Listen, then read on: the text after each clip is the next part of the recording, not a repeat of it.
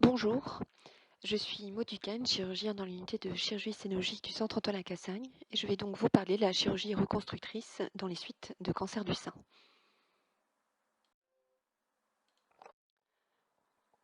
On distinguera deux types de chirurgie réparatrice après cancer du sein. La reconstruction mammaire après mastectomie totale et la réparation en cas de séquelles esthétiques de traitement conservateur. On parlera de reconstruction mammaire lorsqu'il s'agit de recréer un volume après la réalisation d'une mastectomie totale, ce qui concerne par an 15 000 patientes. On distinguera la reconstruction mammaire immédiate, débutée dans le même temps chirurgical que la mastectomie, ou la reconstruction mammaire différée, à distance des traitements adjuvants et au minimum 6 mois après la radiothérapie.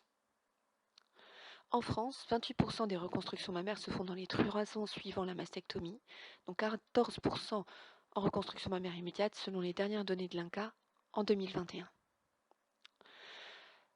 L'autre modalité concerne la réparation des séquelles esthétiques de traitements conservateurs, qui concerne 20 à 40% des traitements conservateurs pour lesquels des séquelles d'intensité variable sont décrites.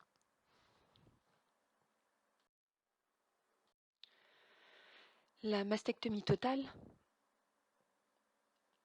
consiste donc à l'ablation de la totalité de la glande mammaire, mais également d'un fuseau cutané emportant également la plaque aréolo-mamelonnaire, laissant place à une paroi thoracique à plat avec une cicatrice linéaire horizontale plus ou moins oblique.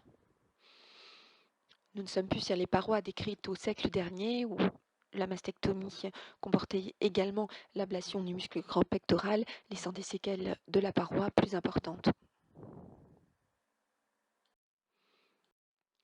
L'objectif de la reconstruction mammaire est donc d'éviter le port d'une prothèse externe avec lesquelles fonctionnent les patientes qui n'ont pas pu ou qui ne souhaitent pas réaliser de reconstruction. Il s'agit de retrouver une certaine spontanéité dans son quotidien et bien évidemment de tendre à la plus grande symétrie de volume et de forme. Cependant, il est important de préparer les patientes au projet chirurgical que représente la reconstruction mammaire. Ses objectifs, ses limites et ses particularités. Il est donc important d'informer la patiente de la perte de sensibilité du sein après mastectomie qui ne sera pas récupérée et qui participe au fait que le sein reconstruit reste un autre sein. Il est important de les informer sur la nécessité de plusieurs temps chirurgicaux et de soins opératoires essentiellement basés sur la kinésithérapie. Il est important de les informer sur les contraintes chirurgicales liées au traitement adjuvant préexistant, en particulier la radiothérapie, pouvant orienter le choix de la technique, mais également expliquer les éventuelles complications locales. Enfin, il est important d'accompagner cette information d'une consultation d'infirmière d'accompagnement.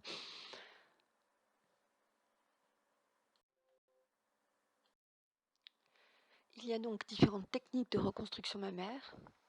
La plus fréquente reste la reconstruction par prothèse, soit par un plan définitif, soit par un plan d'expansion cutané et ou musculaire.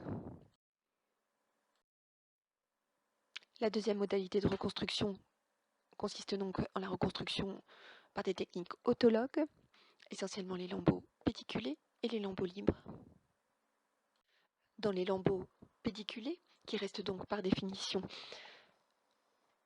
vascularisés par leur pédicule nourricier, le plus fréquemment utilisé est le lambeau du muscle grand dorsal. Il a également été utilisé le lambeau tram par utilisation du muscle grand droit de l'abdomen, qui est de moins en moins utilisé, en particulier à cause de la sanction musculaire qu'il représente et les risques pour la paroi secondairement.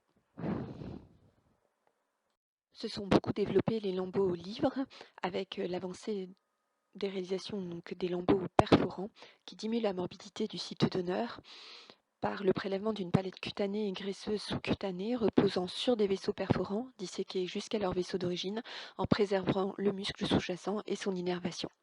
Nous allons revenir sur les différents types de lambeaux libres. Il existe donc plusieurs lambeaux perforants utilisés en reconstruction mammaire.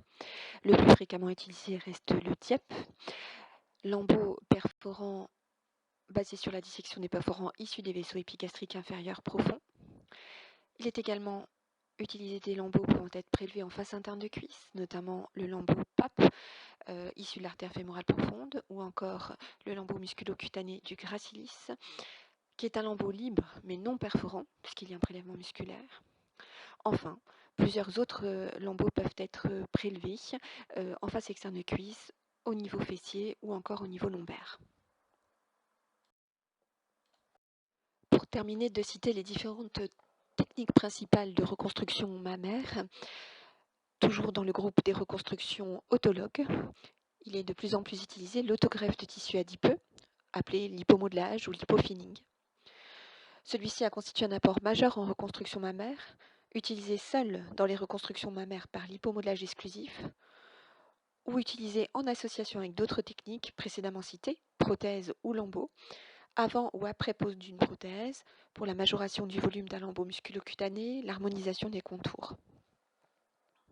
Il a existé initialement une controverse carcinologique dans l'utilisation de la graisse, avec la question de la greffe de cellules souches, de la présence de facteurs de croissance dans le tissu adipeux et le risque de récidive. Un cadre a été défini par les recommandations de l'HAS en janvier 2015. Celle-ci contre-indique l'utilisation du lipomodelage après mastectomie totale, en cas d'absence de rémission locale, la mise en évidence par examen clinique et ou bilan préopératoire radiologique du sein contralatéral d'une image ACR3, 4, 5 ou 6, une maladie métastatique non contrôlée, ou enfin un délai de moins de 2 ans après la fin des traitements locaux lorsqu'il existe un fort risque de récidive locale, par exemple une forme inflammatoire de cancer du sein, un carcinome canalaire in situ de haut grade chez une femme jeune, des antécédents de sarcome, par exemple. Pour revenir à la reconstruction par prothèse, il s'agit de l'utilisation de prothèses en silicone, enveloppe silicone contenant un gel de silicone plus ou moins cohésif. Elles sont principalement maintenant de forme ronde, mais également anatomiques. Elles sont lisses ou micro-texturées. En effet, la NSM a retiré du marché en 2019 les prothèses macro-texturées devant le sur-risque décrit de lymphome anaplasique à grandes cellules et la possibilité d'utiliser des prothèses à enveloppe lisse ou micro-texturée pour lesquelles il n'avait pas été retenu de sur-risque. Cela a considérablement diminué l'utilisation des prothèses anatomiques qui étaient pour la plupart toutes macro-texturées. Cependant, certains laboratoires refabriquent à nouveau des prothèses anatomiques lisses ou micro-texturées. Classiquement, la reconstruction par prothèse se fait en rétropectoral. Pourquoi ? Dans l'idée d'améliorer la couverture de l'implant, dans le risque d'exposition secondaire à une nécrose de l'étui cutané ou une désunion, avec cependant une protection très limitée. Enfin, également pour diminuer la visibilité de l'implant dans le décolleté, en augmentant l'étoffe des tissus périprothétiques. Il était donc constitué une loge rétropectorale par l'abord du grand pectoral par son bord latéral, surtout en reconstruction mammaire immédiate, ou par incision directe selon l'axe des fibres, plus particulièrement en reconstruction différée. Il est sectionné les insertions inférieures du grand pectoral, et l'on complétait classiquement latéralement la loge par le décollement du fascia du muscle grand dentelé et en inférieur le fascia sous-pectoral pour fermer la loge périprothétique. Mais cela limite le volume de l'implant pouvant être mis en place et la projection du segment 3. De façon un peu résumée, on peut rapporter comme avantage à la reconstruction par prothèse une reconstruction entre guillemets plus simple, avec souvent une intervention moins longue, une moindre rançon cicatricielle, l'absence de site donneur. Cependant, il existe un certain nombre d'inconvénients. Il s'agit d'un matériel devant être changé tous les 10 ans.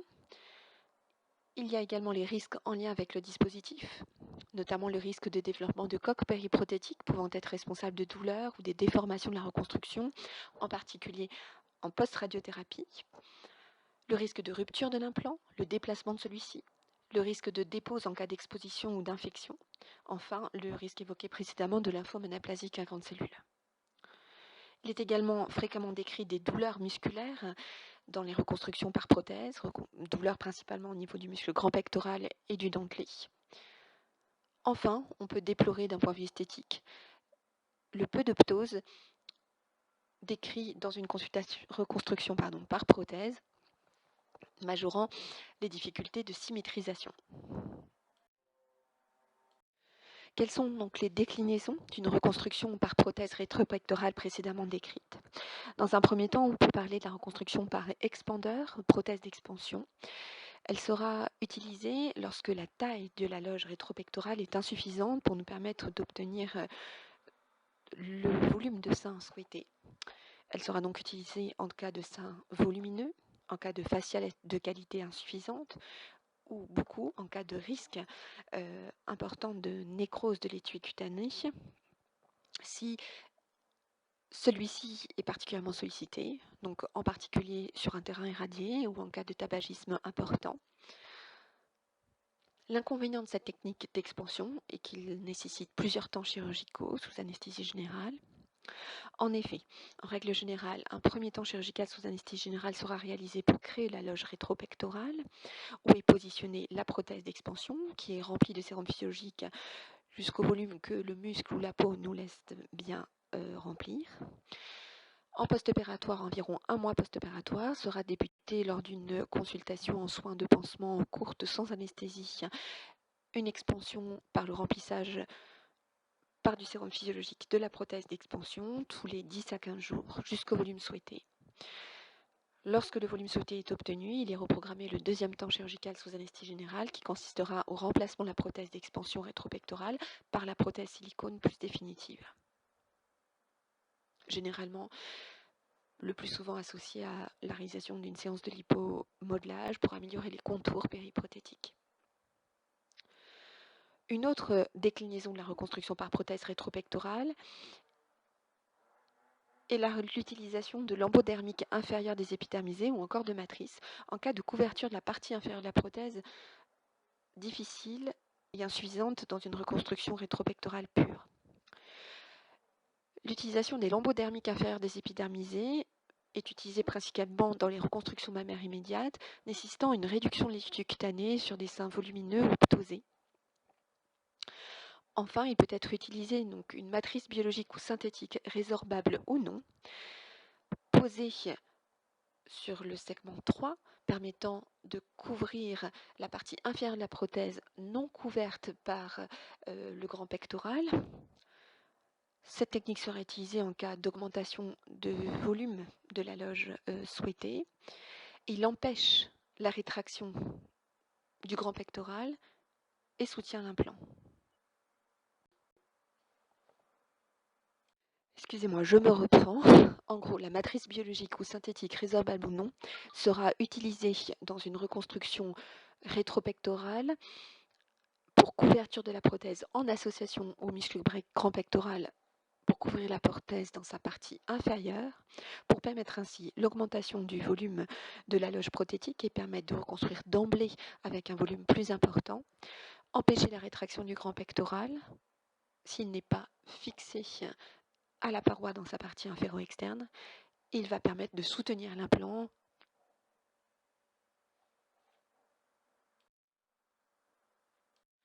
Enfin, l'alternative de plus en plus pratiquée à la reconstruction par prothèse positionnée rétropectorale est la pose d'une prothèse en prépectorale, en avant du muscle pectoral.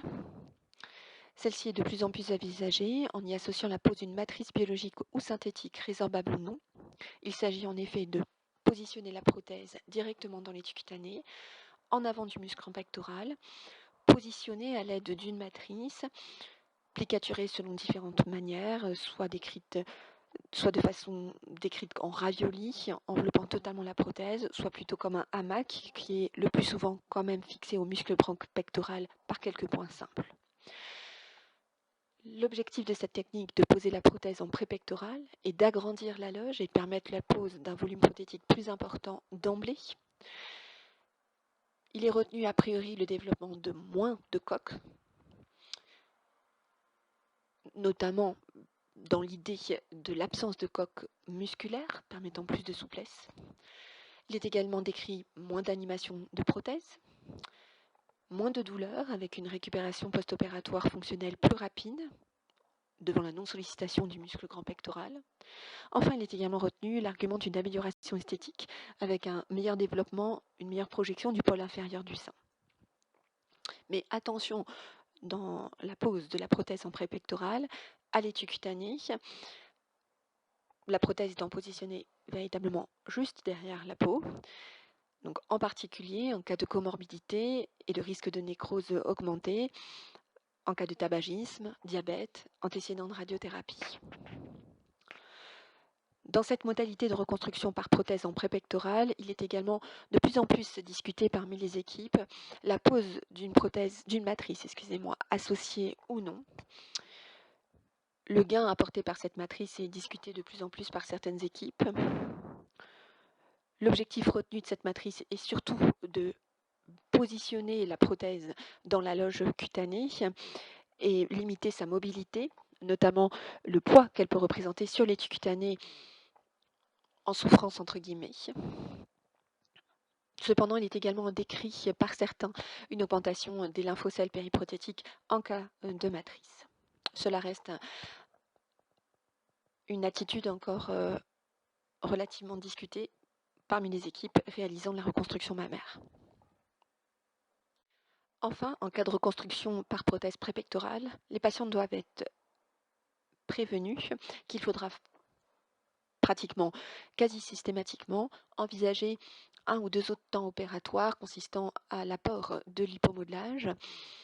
En effet, positionner la prothèse en prépectorale entraîne une meilleure récupération fonctionnelle, mais forcément moins d'étoffe périprothétique, notamment dans le décolleté, avec, selon les morphologies des patientes, l'apparition plus importante des bords prothétiques et ondulations, notamment dans les cadrans supérieurs, nécessitant l'apport de l'hypomodelage pour améliorer l'étoffe périprothétique et diminuer la visibilité du matériel.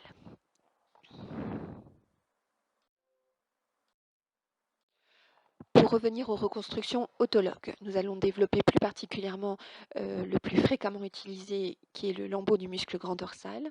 Il s'agit donc d'un lambeau musculo-cutané pédiculé, où on prélève une palette de peau plus ou moins importante, le muscle grand dorsal et le tissu adipeux qui peut l'entourer, en le faisant pivoter autour de son pédicule vasculaire, le pédicule thorato-dorsal, et en le faisant passer sous un tunnel, on va dire, cutané hors région axillaire afin de le positionner en prépectoral. Il sera utilisé en reconstruction mammaire immédiate ou en reconstruction mammaire différée. Il sera souvent privilégié s'il y a une altération de la paroi thoracique, notamment en cas de radiothérapie avec séquelles importantes, ou un risque important pour l'étui cutané en reconstruction mammaire immédiate. On revient toujours aux mêmes comorbidités qui sont le tabagisme, le diabète, l'antécédent de radiothérapie. Il est contre-indiqué si antécédent de ligature du pédicule thoraco-dorsal ou s'il y a eu auparavant une chirurgie thoracique ayant altéré ce muscle, ou si la patiente est en fauteuil roulant ou béquille de façon chronique. Elle pourrait réaliser ce geste, mais il y aurait une fatigabilité à faire ce geste au long de la journée. Il a été noté plusieurs évolutions de la technique, et notamment cette reconstruction a beaucoup changé, excusez-moi, la, je dirais, toxicité de cette technique a beaucoup diminué avec, grâce à l'apport du lipomodelage qui a permis un prélèvement dorsal moins large que celui décrit dans les techniques historiques où on allait chercher les zones adipeuses très bas et très haut. Mais cela peut être diminué grâce à l'apport du lipomodelage permettant le prélèvement d'une part musculaire de moins en moins importante.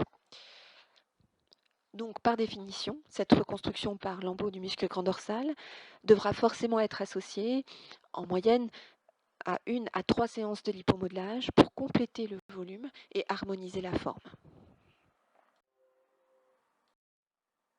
Encore une fois, si l'on peut résumer, l'avantage de la reconstruction par lambeau grand dorsal est l'absence de matériel, l'absence de prothèse, la pérennité dans le temps de cette reconstruction ne nécessitant pas un renouvellement. Certains parlent d'une reconstruction plus naturelle avec la possibilité de plus reproduire l'aptose, avec des fois moins de nécessité d'une symétrisation du sein contralatéral. Enfin, elle est souvent réalisable pour beaucoup de morphologies et on l'a dit, notamment en cas d'altération de la paroi thoracique importante. Les inconvénients pouvant être retenus à cette technique sont la rançon cicatricielle avec la nécessité d'une cicatrice dorsale qui peut être désormais dans certaines modalités de plus en plus diminuée. Les séquelles fonctionnelles qui ont pu être décrites, notamment une raideur de la loge dorsale, je dirais une sensation un peu de plaque, et la limitation de la mobilité du membre supérieur uniquement due aux raideurs cicatricielles au niveau de la loge axillaire. Ces séquelles fonctionnelles peuvent être diminuées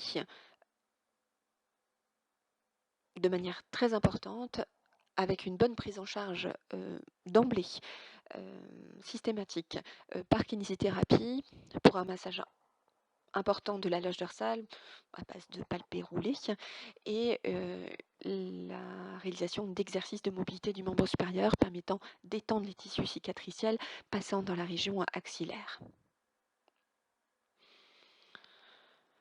Enfin, en inconvénient, on notera la fréquence tout de même de lymphocèles ou sérum plus ou moins chronique au niveau de la loge dorsale. Les lymphocèles chroniques sont désormais assez rares au niveau de la loge dorsale. Enfin, des contractions musculaires du grand dorsal positionnées en région thoracique sont décrites, pouvant gêner plus ou moins les patientes, pouvant nécessiter parfois la section du nerf du grand dorsal pour diminuer cette contractilité en cas de gêne importante. Voici deux exemples de reconstruction par lambeau du muscle grand dorsal. La première à gauche est une reconstruction par muscle grand dorsal en ayant maintenu la palette d'écus cutanés en fuseau, la palette de peau dorsale, donnant un peu cet effet patch. À droite, il s'agit d'une reconstruction par muscle grand dorsal qui est enfouie complètement en reconstruction mammaire immédiate avec conservation de l'ensemble de l'étui cutané. Je vous parlais donc de déclinaison permettant de réduire la morbidité du prélèvement au niveau dorsal. Il s'agit principalement donc du MSLD, le Muscle Sparing Latissimus dorsi, qui permet de limiter donc la morbidité du site prélèveur en prélevant uniquement un bandeau musculaire d'environ 2 cm de large, incluant la branche descendante de l'artère thoraco-dorsale et la palette cutanée. Il permet une épargne plus importante de la fonction musculaire et il nécessite évidemment d'être associé à un lipomodelage plus important.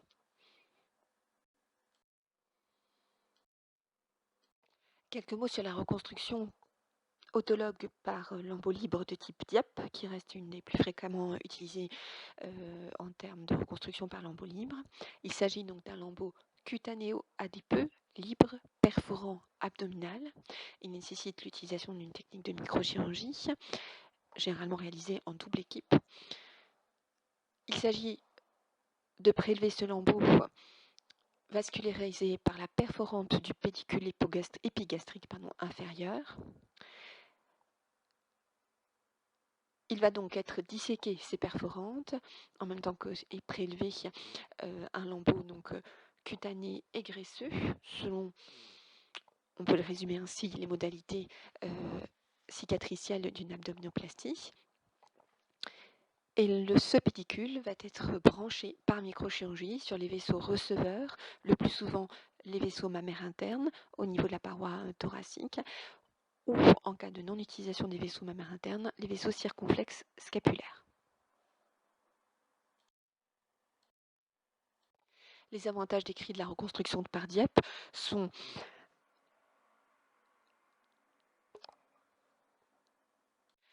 Les avantages finalement de toute reconstruction autologue, à savoir l'absence de matériel, la pérennité dans le temps, le naturel.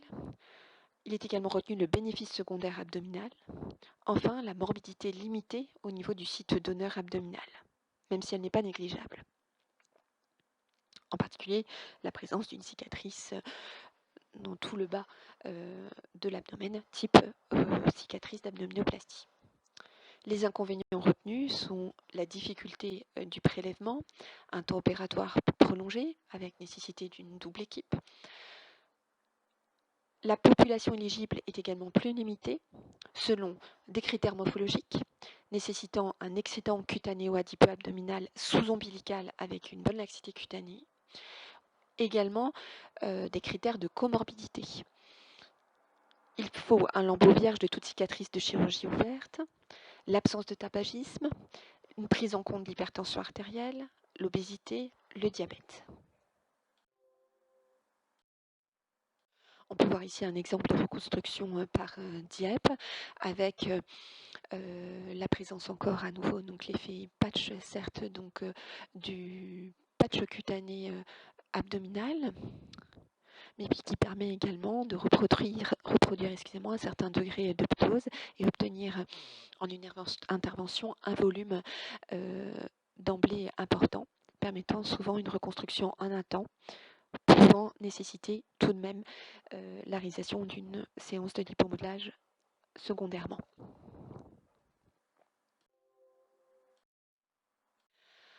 Enfin, en dernière technique de reconstruction autologue, je développerai plus l'autogreffe de tissu adipeux, la reconstruction par lipomodelage exclusif. Elle peut être donc en effet utilisée seule en reconstruction mammaire pour lipomodelage exclusif par l'injection de tissu adipeux dans le fascia superficiel, le muscle grand pectoral. Il est décrit une stabilisation de la greffe à 3 mois post-opératoire, avec la description d'une perte de volume d'environ 30% en moyenne sur les 3 mois post-opératoires.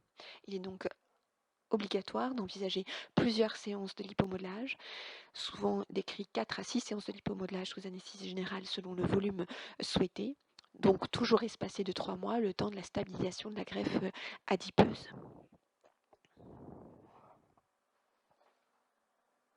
Il s'agit probablement sur le papier de la technique de reconstruction mammaire la plus séduisante, avec uniquement le prélèvement de graisse transféré au niveau du muscle grand pectoral, sans apport de matériel type prothèse et sans site de prélèvement avec rançon cicatricielle comme au niveau des lambeaux.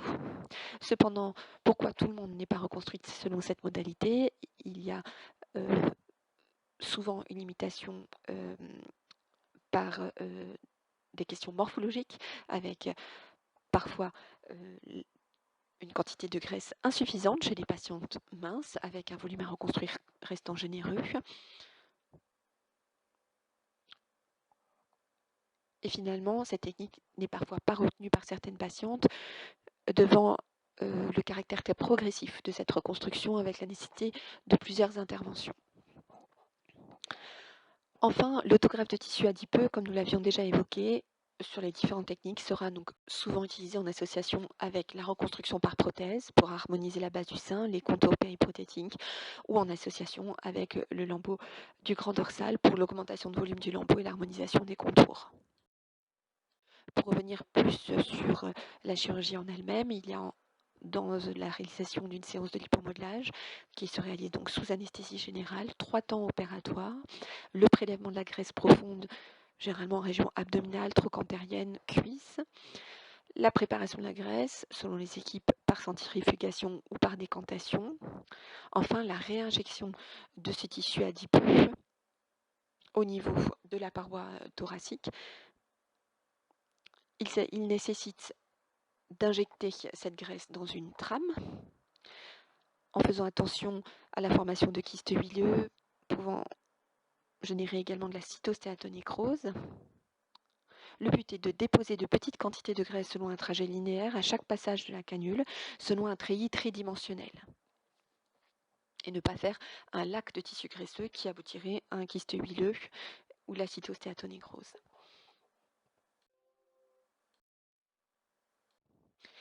Les avantages retenus à l'autogreffe des tissus adipeux sont les avantages communs en reconstruction autologue.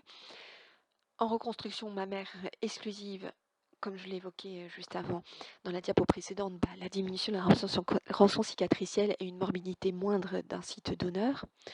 Cela améliore la trophicité des sites tissus, notamment en cas de séquelles radiques. Enfin, cela permet de contrôler au mieux les défauts des contours, décolletés, prolongements axillaires.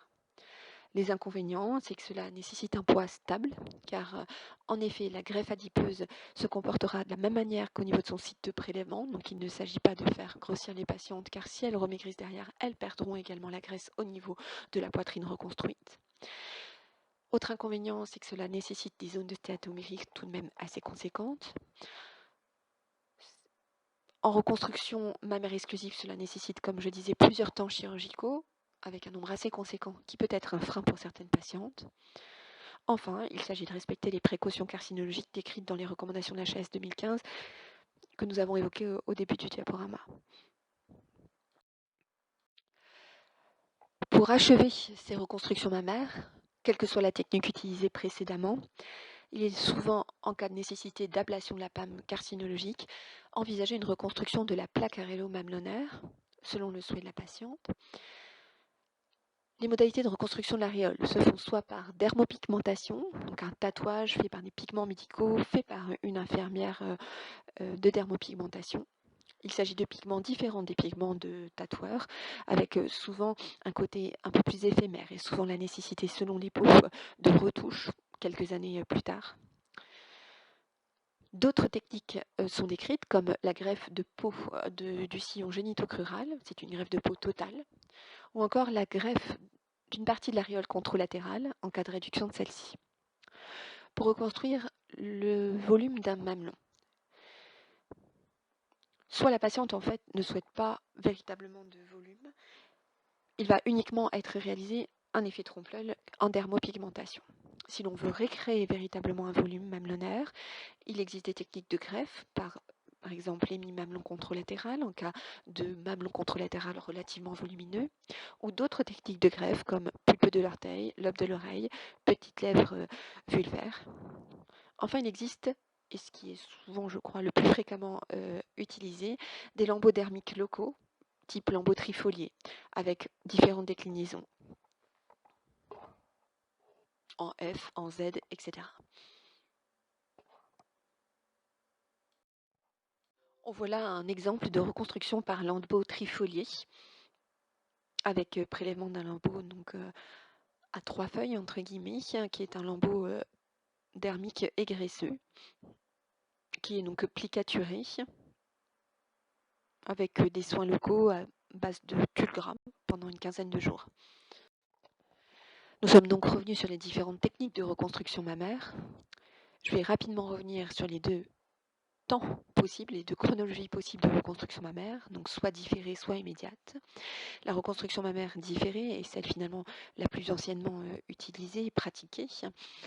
Il s'agit donc de reconstruire le sein à distance des traitements, à minimum 6 mois de la fin de la radiothérapie.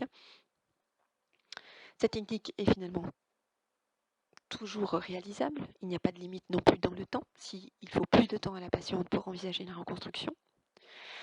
Dans le cas d'une reconstruction mammaire différée, le choix de la technique dépendra de la morphologie de la patiente, des comorbidités, tabagisme, diabète, antécédents chirurgicaux, des séquelles des traitements adjuvants du cancer, la cicatrice, la trophicité de la paroi thoracique et, comme toujours, le rôle important de la radiothérapie, des séquelles de la radiothérapie dans le choix de la technique.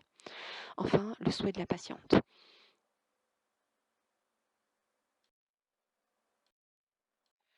L'autre chronologie est donc la reconstruction mammaire immédiate, comme nous l'avons dit, c'est-à-dire dans le même temps opératoire, dans le même temps opératoire que la réalisation de la mastectomie curative. La reconstruction mammaire immédiate se développe énormément ces dernières années, avec notamment le recul du dogme qui restait un peu en place de la nécessité d'une période de deuil du sein. Le développement de la reconstruction mammaire immédiate a été possible notamment par le développement des techniques chirurgicales. La particularité de ce temps immédiat est que cette reconstruction mammaire immédiate devra tenir compte des contraintes carcinologiques, le nombre, la taille des lésions, la localisation des lésions et l'histologie.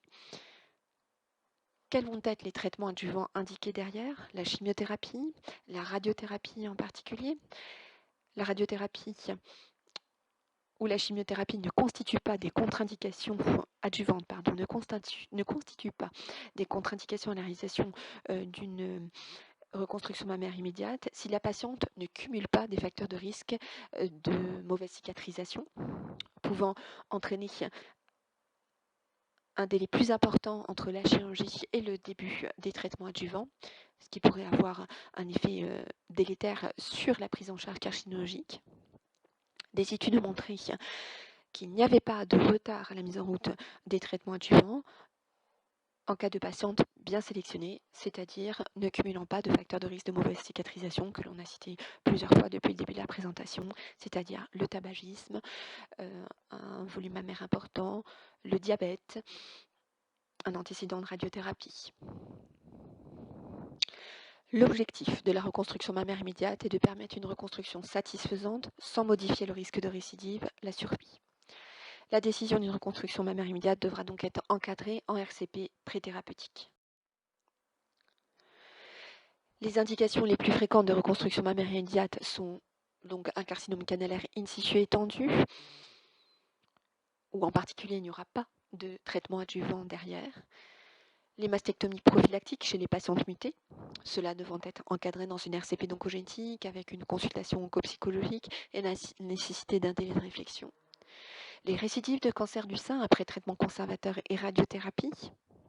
Enfin, des carcinomes infiltrants en fonction des comorbidités, comme nous l'avons dit précédemment, de l'histologie de la lésion, de l'extension de la lésion, à la peau par exemple, avec la nécessité ou pas de nexérèse de l'étui cutané, et en tenant compte des traitements adjuvants envisageables. Toujours l'objectif que je vous citais précédemment, ne pas retarder les traitements. La contre-indication qui persiste est le carcinome inflammatoire T4D, qui nécessite la réalisation d'une mastectomie totale avec exérèse du maximum de l'étui cutané.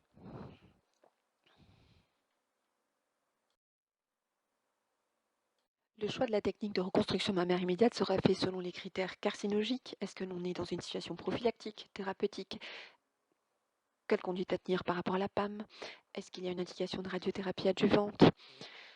On tiendra compte également des critères morphologiques. Quel est le volume de la poitrine, l'aptose, la forme du sein et toujours les comorbidités, tabac, diabète. Le choix du type de mastectomie sera fait en fonction de critères carcinologiques et morphologiques. Il est désormais envisageable de réaliser une skin sparing mastectomie, c'est-à-dire une mastectomie en conservant l'étui cutané de peau blanche, entre guillemets, sans conservation de l'aréole, ou encore la nipple sparing mastectomie avec conservation de l'ensemble de l'étui cutané, PAM comprise, avec toujours l'indication de la réalisation d'une biopsie rétro-aréolaire réalisée après évidement du mamelon à l'aplomb de celui-ci et qui pourra nécessiter d'envisager l'exérèse secondaire de la PAM en cas d'atteinte de la biopsie. Enfin, une fois qu'on a fait le choix du type de mastectomie réalisé, il sera réalisé le choix du type de reconstruction, comme nous l'avons évoqué avant, soit par prothèse, soit par modalité autologue. Après avoir évoqué la modalité principale de chirurgie réparatrice après cancer du sein, qui est la reconstruction mammaire, quelques mots sur les séquelles des traitements conservateurs du cancer du sein et les réparations, entre guillemets, qui peuvent être envisagées après ces traitements conservateurs, pas toujours anodins. En effet, il est décrit entre 20 et 40% de traitements conservateurs entraînant des séquelles esthétiques qui peuvent être d'intensité variable. Voici un exemple avec un manque d'étoffe et une rétraction du cadran inféro-interne du sphincter gauche. Il est décrit plusieurs classifications en fait des séquelles de traitement conservateur. Il est souvent considéré la classification de Klaus dans 1998, publiée en 1998, qui différencie les séquelles de type 1 correspondant à une asymétrie mammaire iatrogène sans déformation du sein traité. Type 2, où il existe une déformation évidente du sein traité accessible à une reconstruction partielle. Type 3, où il existe une déformation telle que seule une mastectomie avec reconstruction totale est envisageable. Deux critères à toujours prendre en compte dans la chirurgie de correction des traitements conservateurs et deux. Premièrement, limiter la chirurgie du côté irradié devant le risque de nécrose cutanée, des difficultés de cicatrisation potentielles, du risque de fonte glandulaire qui risque de majorer des séquelles du traitement conservateur. En effet, en modifiant par la chirurgie la vascularisation de la glande séquellaire, il peut arriver une fonte de la part graisseuse de la glande mammaire avec une perte encore plus importante d'étoffe et le développement de fibrose cicatricielle plus importante, pouvant altérer encore plus le résultat. Deuxième critère à toujours avoir en tête dans la correction des séquelles, toujours penser à la récidive potentielle. Avoir donc un bilan mammographique et échographique plus ou moins biopsie à jour avant chirurgie, dans l'idéal moins de 6 mois. Ne pas passer à côté d'une récidive, ne pas utiliser un lambeau pouvant être utilisé en cas d'indication de mastectomie.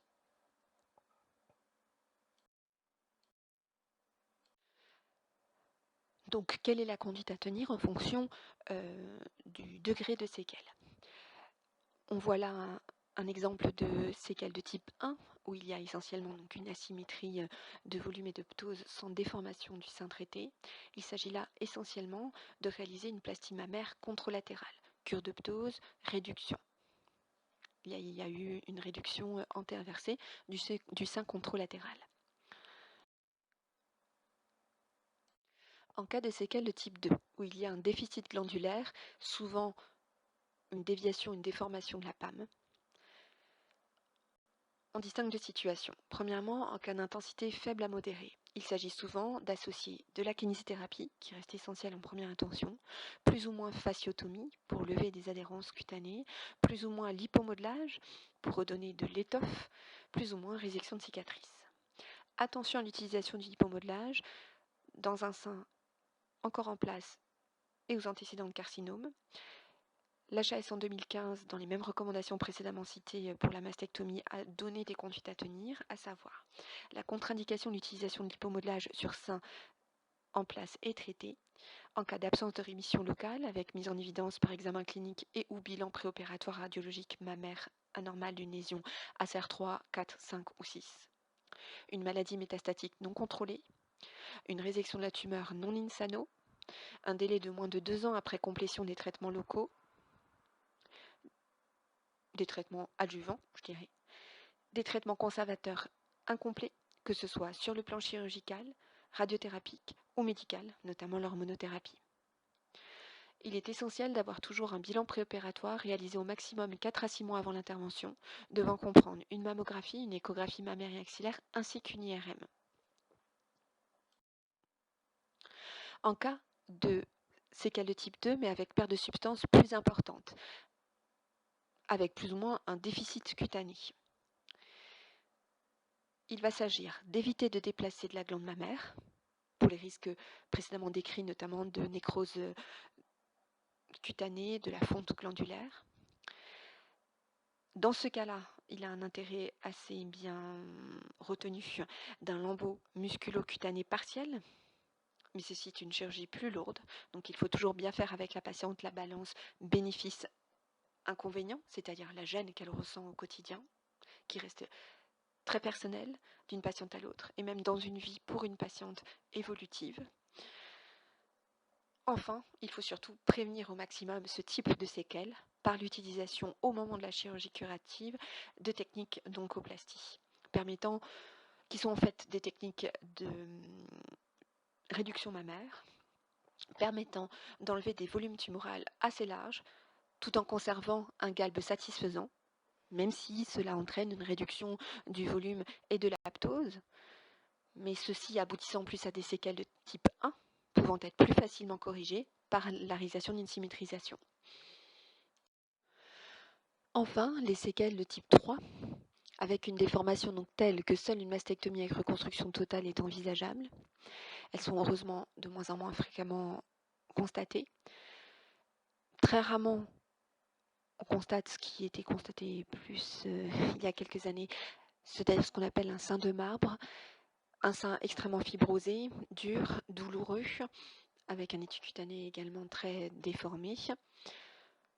Les séquelles de type 3 correspondent donc à des déformations majeures sans possibilité de reconstruction partielle, avec, comme on le disait, souvent un syndrome douloureux important, pouvant motiver une démarche chirurgicale qui reste lourde et radicale, qui est la mastectomie, avec du coup les possibilités de reconstruction mammaire préalablement expliquées, mais parfois envisagées par les patientes devant des séquelles esthétiques, mais également fonctionnelles et douloureuses importantes. En conclusion, il existe donc de nombreuses techniques chirurgicales de chirurgie réparatrice du sein, que ce soit après mastectomie ou après traitement conservateur. Ces techniques sont à articuler selon les critères carcinologiques, surtout en reconstruction mammaire immédiate, selon la morphologie de la patiente, les comorbidités de celle dernière et le souhait de la patiente. On a vu que toutes ces techniques chirurgicales permettent de reconstruire un sein qui nécessitera très souvent une symétrisation du sein contralatéral, que l'on n'a pas trop développé ce jour, n'étant pas tout à fait le sujet. Enfin, il est important d'informer les patientes sur ce que représente cette chirurgie de reconstruction mammaire, après mastectomie en particulier. Il s'agit de parcours tout de même longs, nécessitant plusieurs temps opératoires, avec un certain nombre de complications locales, pouvant être difficilement vécues par la patiente. Tout cela dans un contexte carcinologique. Plus elles sont préparées, plus le vécu de ce parcours, aux complications locales des fois nombreuses, sera un peu mieux vécu. Enfin, le plus important est finalement la prévention de l'utilisation d'une chirurgie réparatrice, c'est-à-dire diminuer le taux de mastectomie pour avoir moins besoin des chirurgies de reconstruction par le développement du dépistage des cancers du sein, l'utilisation des techniques d'oncoplastie permettant de réduire le nombre de mastectomies, le recours au néoadjuvant si il est indiqué par rapport aux critères carcinologiques, évidemment. Enfin, la prévention des séquelles des traitements conservateurs est essentielle, comme on l'a dit, en utilisant notamment les techniques d'oncoplastie. N'ayant pas pu être connecté pour pouvoir vous commenter le cours en direct, je vous laisse donc mes coordonnées, mon mail, pour répondre à vos éventuelles questions. Merci de votre attention.